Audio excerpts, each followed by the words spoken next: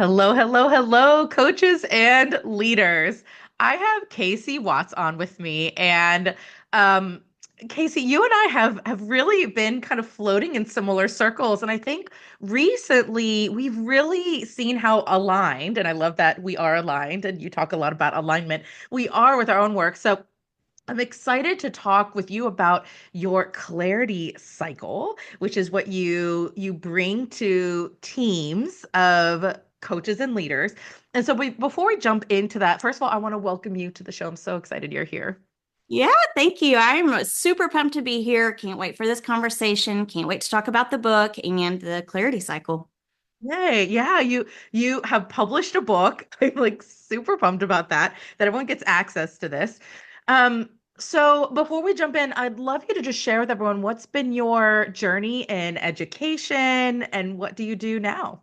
Yeah, so I have been an educator for a little over 20 years now, which is really hard to believe. I think sometimes when I tell people that, they look at me, I look fairly young, and they're like, "Really? You've really been in education for 20 years?" And I'm like, "Really? This 41-year-old has been in education for that long." And it's been kind of a I don't want to say a wild ride, but I've had lots of different roles. And all of these roles, I feel like, have led to, as I'm sure it has for you, led to the point where I am now and the things that I do and the passion that I have. But I started off as a classroom teacher, grades K through 5. I've been both departmentalized, but also inclusive. And so through that journey, as a high achiever, I think I'm always looking for what's the next thing? What's the next thing? What's the next impact I'm going to make and how I'm going to make that impact? And so I transitioned pretty quickly from grade level to grade level and then into becoming an adjunct professor. And then I was an academic coordinator for my campus. Now, I want to stop there for a little bit because that plays into what I'm going to tell you next. My second year of being in a brand new school, I was promoted to this academic coordinator position. And for all intents and purposes, let's just assume that this is kind of like an assistant principal role. And I had only been there for 2 years. I was only 27 years old, and I was promoted because I was a master classroom teacher, a high achieving master classroom Mm-hmm, teacher. hmm. It was the worst year of my entire career. I wanted to make so many big changes. I was really passionate about what I was doing. I could see like holes in the organization that needed to be filled. I could see gaps between teachers and leaders, and I wanted to bridge those gaps. But I was working underneath a micromanager who had hired me because I was a master classroom teacher and she thought I was going to be a yes woman. And I don't know who out there knows me, but I am not at all a yes woman. I'm one of those people that's going to push back. I want to push the boundaries, challenge the status quo. And because I did that, but I did that not knowing and having leadership skills, it turned out to be a disaster for me. And so I quickly went back into the classroom for several more years, learned, grew, became an instructional coach, and through all of that, I kind of did consulting on the side. And that brings me to where I am today. I am still, of course, learning and growing, but I have gone through the position of being a district instructional specialist. And I truly have been the person who's trying to bridge the gaps between teachers and leaders because I think there's two different narratives going on there. And so that's really what the book is about too, is bridging that gap between teachers and leaders. So that's a word vomit of my career in education. I love that. And I think it is important for us to acknowledge like our stories, right? Our stories of where we came from because it does form what we're passionate about, what we're good at, right? What we enjoy doing from day to day. And and mine's similar around resistance. I'm like, I was a teacher that experienced resistance. And so I have like so much love and compassion for my beautiful teachers that experience resistance. And so I love, thank you for sharing kind of, what has led you to being so passionate about bringing clarity to teams and bridging that gap between leaders and teachers. Yeah. Yeah. And let me tell you too, like one of the ways that the book was developed is just seeing what happens when, like, those two different narratives. What I typically find are leaders are saying, like, man, we're trying to get this initiative going, or we're trying to get teams aligned and nobody's getting on board, and we're experiencing, people are resistant to this. So there's that story. But then on the flip side of that, you're hearing a totally different narrative from teachers and staff, and Mhm. they are saying things like, we have no idea what's going on, or we never know what initiative we're actually working toward, or we don't know what our main focus is supposed to be, and we've got too Mhm. much on our plate. So it's not that they are necessarily resistant. It's just that they're lacking clarity. Exactly. I love that. And I often say, what is critical thinkers grappling with a change looks like resistance. What engagement with the change looks like resistance.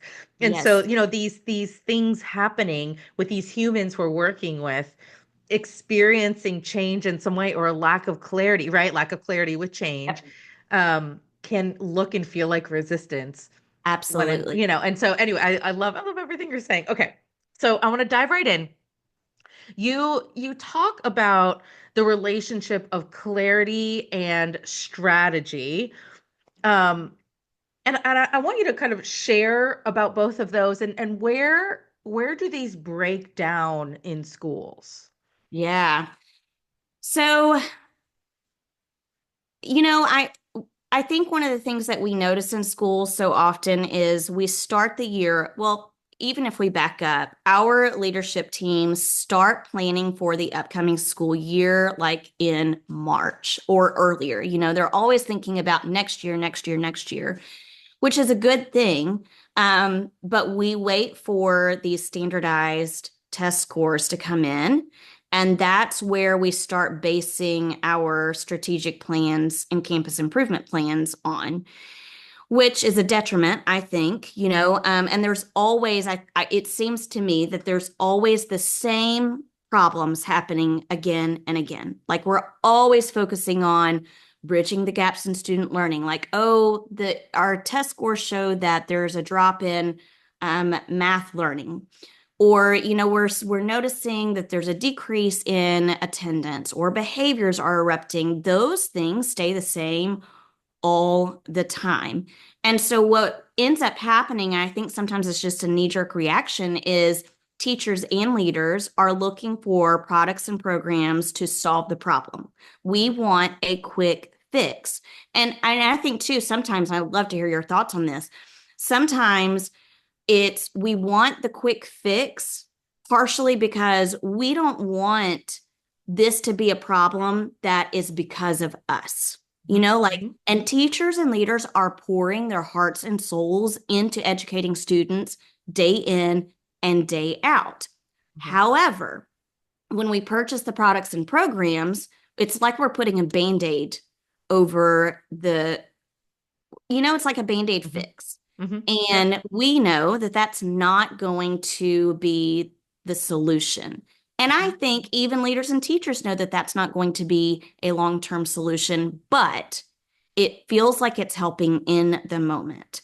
Mhm. And that becomes our strategy. Our strategy is we're suffering in this area. Mhm. So we're going to purchase a product or program, but we fail to recognize the people in the situation. Mhm. And we fail to recognize the complexity of the people. And so we'll have a strategy. We know where we are, we know where we want to go, and we think we know how to get there, but we are lacking clarity behind that. We're not telling people, here's where we are right now. We're not telling people, here is where we're headed, and here is why we're headed there. We're not including them in the process and building ownership of the plan to get there. And then it just all breaks down over time. Repeat problems again. Buy the products and programs to fix the problems. And so I think that's what we're missing. Like we've never, as leaders, we're not taught the craft of clarity. We're not taught the skills it takes to create clarity for people. And one of the things I mentioned recently on social media, you hear people use Brene Brown's phrase, clear as kind, Mhm. all the time. Hmm. I think sometimes we associate clear as kind with I'm going to be really direct and hold people accountable, but that's not equivalent to clear as kind. Clear as kind is how can I paint a picture of where we're headed and how we're going to get there? And how can I involve my people in those processes? And so that's really a lot of what I talk about in that book is that difference between strategy and clarity and how to bridge the gap between the two and marry them, if you will.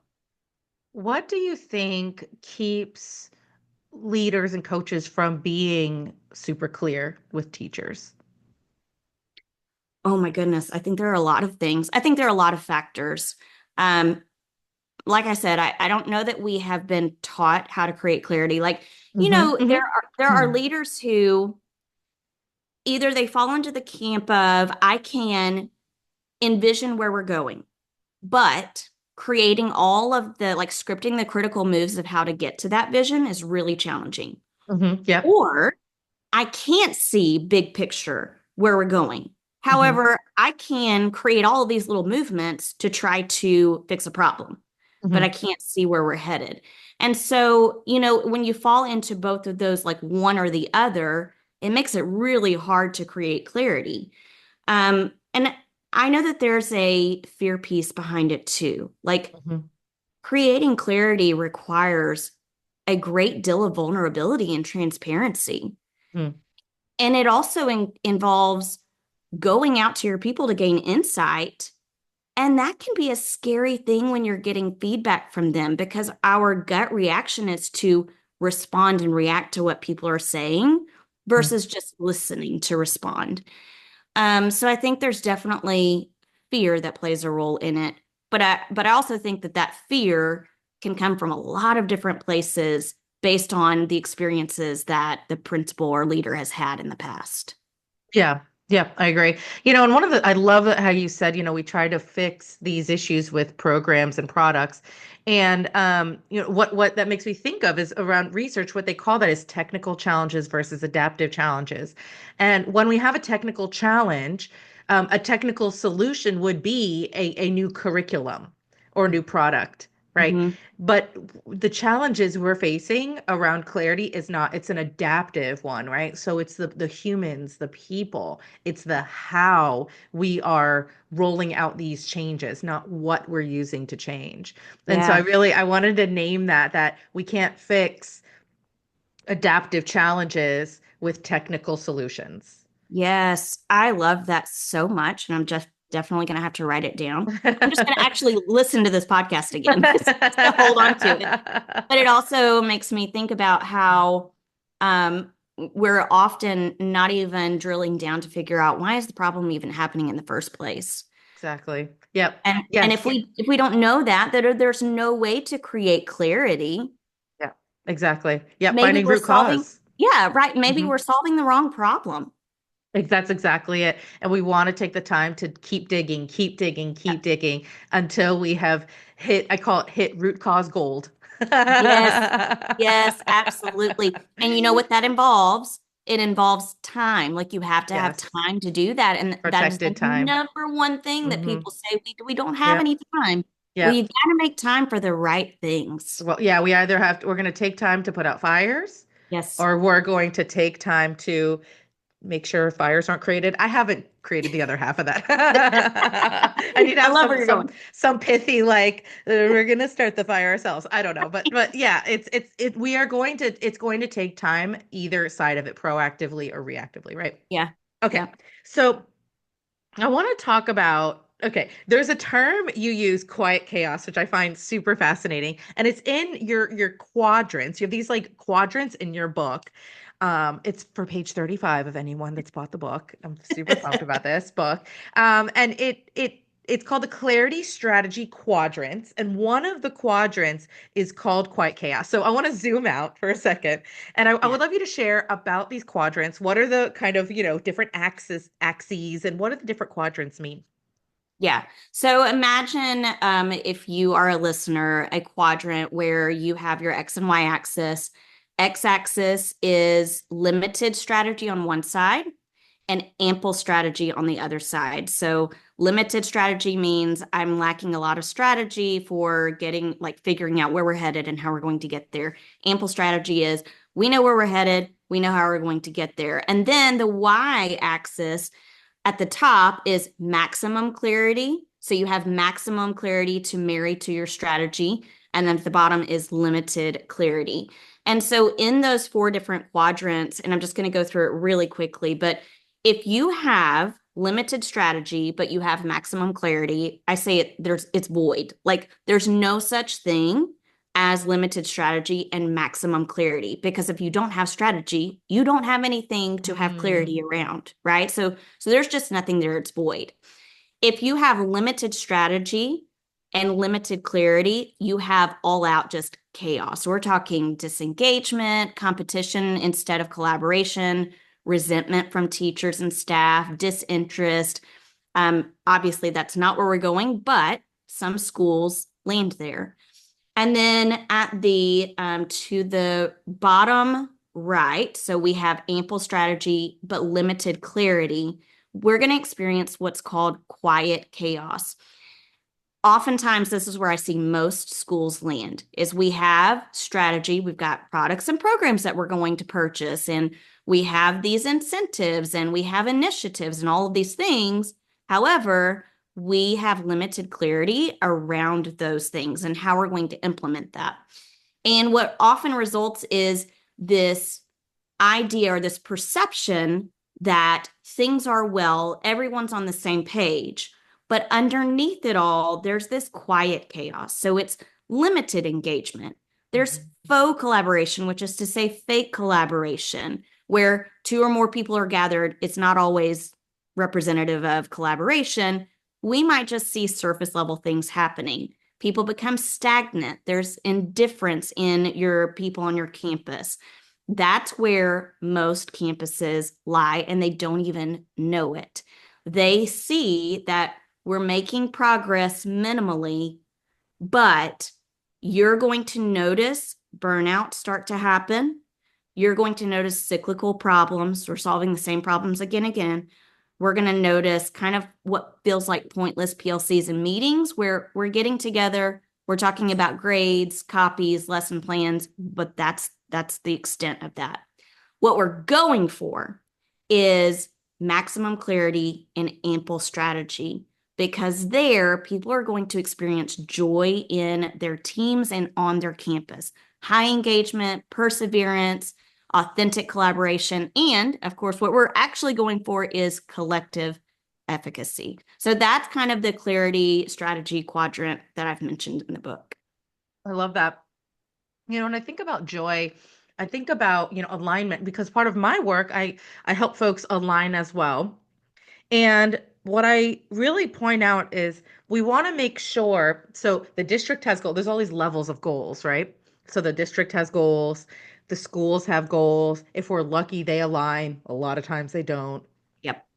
And then there's like on the personal level, right? Self goals. So it's self school and kind of systemic goals, the three S's. And so my self goals as a teacher, right? Or even a coach supporting a teacher, I think joy comes when my personal goals as a teacher align with the school goals, when I feel part of this bigger direction we're going, this shared purpose, right? I go into school and I'm like, I, along with my team, my school team, are moving the same direction. And it, Yep. it does. It produces like fulfillment, satisfaction, and joy.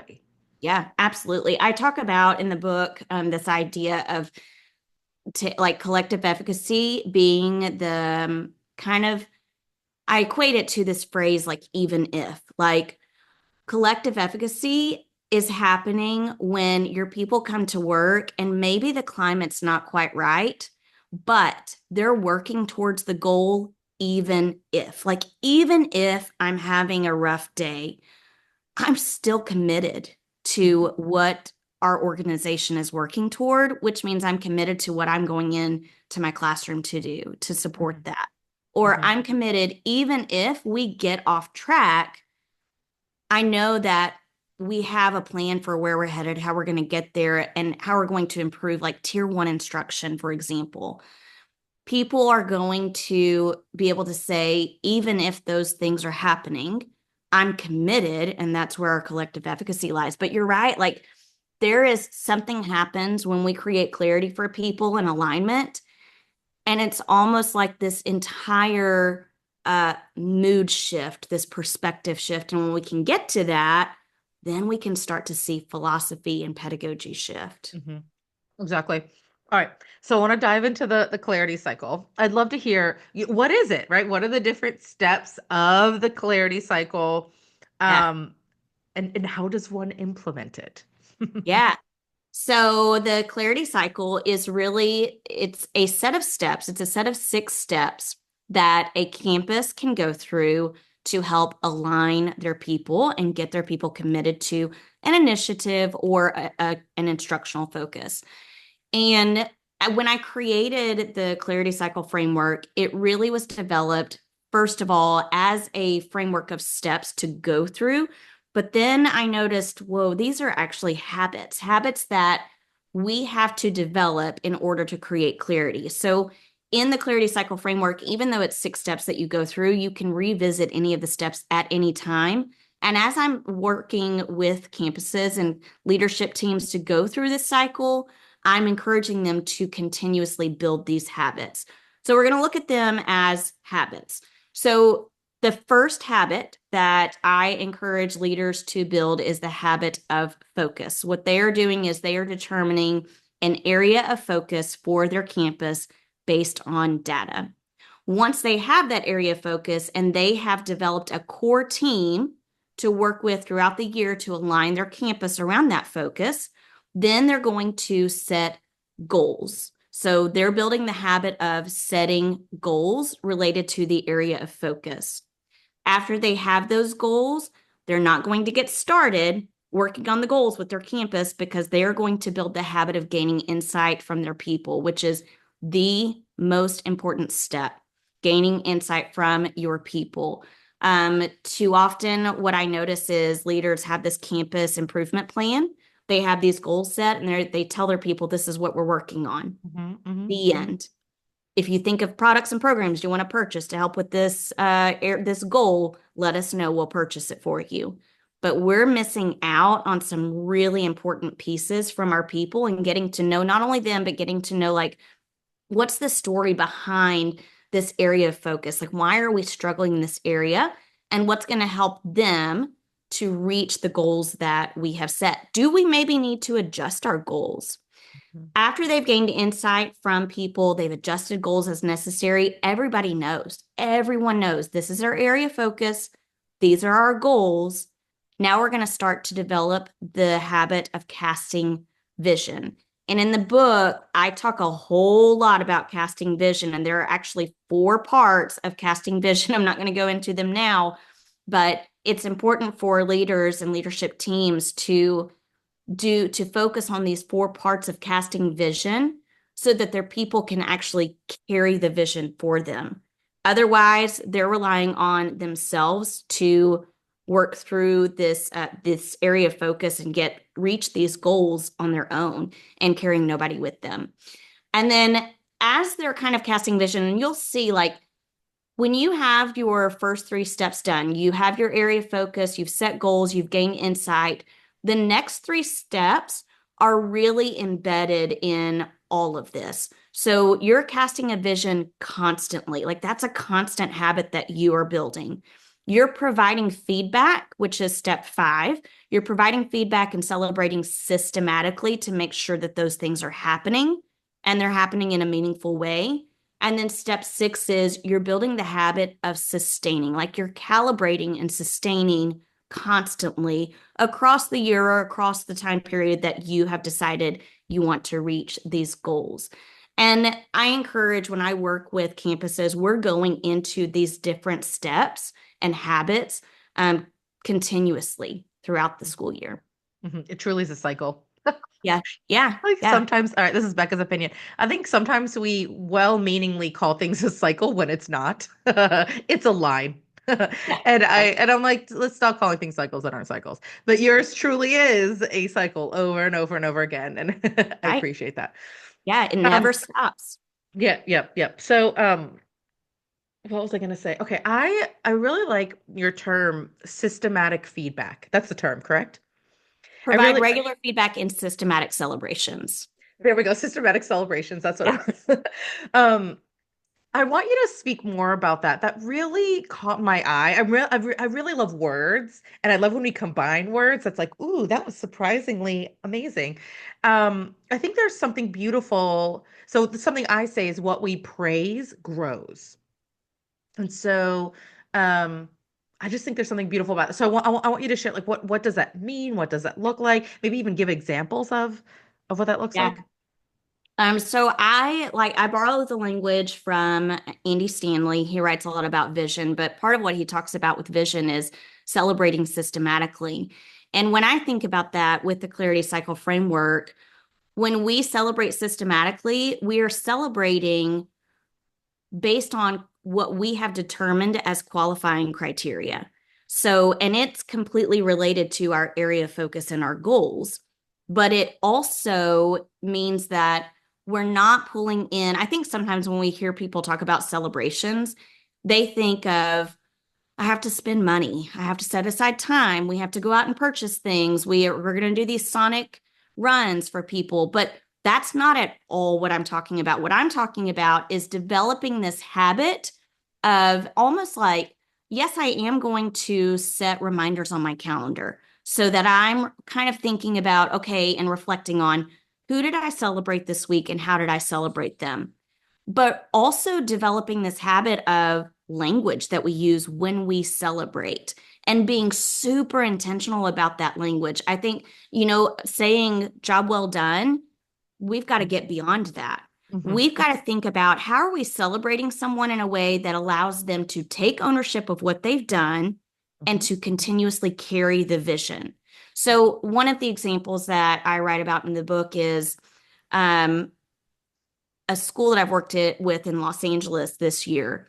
The principal's really working on providing feedback consistently with her teachers, but one of the hardest things is to celebrate systematically. It's just hard, I think. We're constantly working towards something in education, and teachers especially tend to focus on everything that's not working to improve it instead of thinking about what is working and why is it working and how is it related to our vision. And so, one thing that I've encouraged her to do is to look at some of the instructional strategies that teachers are trying out in their classroom. And when she notices it, one of the ways to celebrate systematically is to go to that teacher and say, hey, I've noticed you've implemented X strategy. How do you feel like that's helping your students? How do you feel like that's helping us reach our vision and goals? So we're placing the onus really on teachers and Mhm. staff to celebrate themselves. Mhm. So it's Mhm. not completely an external thing. Mhm. Um, Another great idea, I love this idea. One of the principals I've been working with in New Jersey, she learned at a conference about a principal who asked his people to let him know who they share their proudest moments with. Mhm. And they sent him the information, the person's phone number or their email address, and he reached out to those people outside of the school and said, "Hey, Mhm. so and so told me that they share their proudest moments with you. And I just want to let you know they're working hard to do XYZ so that our campus can XYZ, like Mhm. meet this goal, reach this vision." Think about what's happening there. We're not only pulling in our teachers to carry the vision, we're pulling outside people, our community, Community. in to Mhm. carry on the vision. It's such a powerful but small move. Mhm. And it's so human. It's human centered. I Yes. keep thinking that, right? Like it's interesting because I think what we want is a human-centered approach, but we keep kind of mapping on inappropriate like strategies and habits. And and I even love your language around habits. And I think your and my work is very aligned, like I said before, and both of our work is continuous work. It's not a one and done. Right. You don't try the strategy and then it fixes the problem. Our work works when it's done over and over and over again. My clients that see my districts and states that see the biggest growth are the ones that are daily practicing the work, right? Yeah. And it's not just I tried it once and abandoned it, attack and abandon, right? Yeah. And so I love your language around on habits, right? Because a habit, if I have a habit of going to the gym, I didn't go to the gym once and then stop. I go to the gym regularly, right? When I hear habit, I hear regularness Yeah. about it. Yeah. And I just made up that word, regularness. And I I'm love working made on up words. I do it all the time. it. And I just want to point that out, right? That like all of this stuff we're talking about, it's it's the regularness of it. It's not I did it once, right? And gosh, and I love that idea of that principal reaching out to the folks that you know her people shared shared with. And I Yeah. I how do I say intentionality around praise and feedback goes a really long way. Yeah. And knowing if we know the direction that our school's going in and praising that, Yes. I like to say like we're all going downstream together. I use this Yes. motion a lot. Like we are all of our little tributaries are feeding into the same river. Yes, absolutely. Yeah, that's a Yeah. great analogy. Great. Hmm. I love it. So this is so powerful. Your work is so powerful, and I love that you do this with folks. So if people want to know where they can find out more about you and about the book, where can they go? Yeah, there are two, I'm going to say actually three primary places you're going to want to go to. The first is Amazon. You can purchase the book on Amazon. It's called The Craft of Clarity, Casey Watts. You can go to my website, catchingupwithcasey.com. Super easy to remember. I just always tell people, just imagine that we're catching up over a cup of coffee, catching up with Casey. That's what you're doing. So on a Saturday, you're going to catch up with me and go to my website, catchingupwithcasey.com. And then finally, I am primarily on LinkedIn, and you can find me you could just search Casey Watts, but my username is Catch Up with Casey. So those are the places that you can find me. I love that. This is really great. Thank you so much for coming on and sharing Yeah. your expertise around clarity. It is so important that we have these conversations, and that we get to just really like kind of like noodle around, like what really will make a difference for our beautiful teachers and of course our students at our schools. So Yeah. thank you so much for being here. Yes. Thank you for having me. This has been a blast.